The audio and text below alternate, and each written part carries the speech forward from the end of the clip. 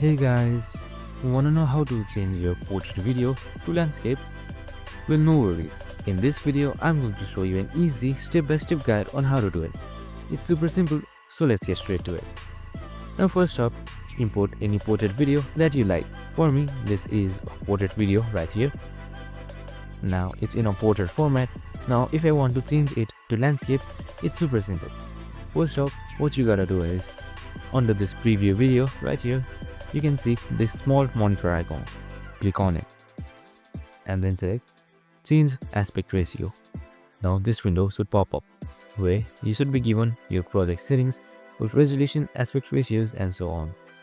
Now since we want our video to be landscape, let's select aspect ratio, click on this drop down menu and sort up for widescreen. Right here you can either select widescreen or cinema as well, it's your choice. Or you can also customize it to landscape. Now, since the recommended landscape is widescreen, just simply click on it. You can also change the resolution as you want. Once you're done with that, just simply select OK.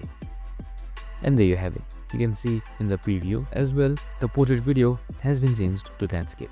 And that's it. I hope this video helped. If it did, make sure to like, subscribe and tune in with us for more of these videos. See you in the next one.